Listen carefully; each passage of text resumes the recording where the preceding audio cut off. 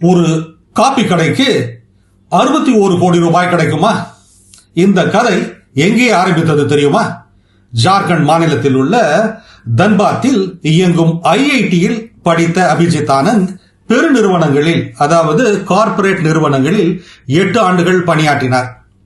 India, Romania, UAE, Saudi Arabia, Bangladesh மற்றும் அமெரிக்க ஐக்கிய நாடுகளில் பணிபுரிந்த பின்னர் 2021ஆம் ஆண்டு இந்தியா திரும்பினார்.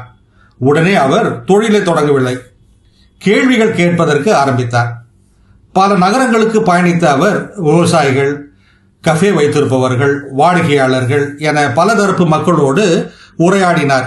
இந்தியாவில் நல்ல காஃபிக்கு ஏன் இவ்வளவு விலை என்ற ஒரே ஒரு காரியத்தை அறிந்து கொள்ள விரும்பினார். அந்த கேள்விதான் ஏபி காஃபி என்ற நிறுவனத்தை அவர் ஆரம்பிக்க செய்தது.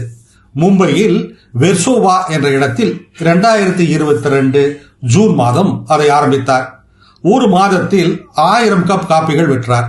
இப்பொழுது மாதந்தோறும் 3.5 லட்சம் காப்பிகள் விற்கிறார். எளிமையாக ஆரம்பித்தார். இப்பொழுது 90க்கும் மேற்பட்ட கடைகள் உள்ளன. 450க்கும் மேற்பட்டவர்கள் வேலை செய்கிறார்கள்.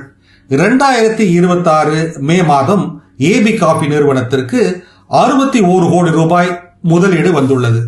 எவ்வளவு பெரிய வியாபாரம், வணிகம் என்றாலும் ஒரு சிறிய கேள்விதான் ஆரம்பிக்கிறது. ஏபி காஃபி நிறுவனம் நம்மால் இதைவிட சிறப்பாக செய்ய முடியுமா என்ற கேள்விதான் ஆரம்பித்தது. கேள்விகள் கேளுங்கள், வாழ்வில் உயருங்கள்.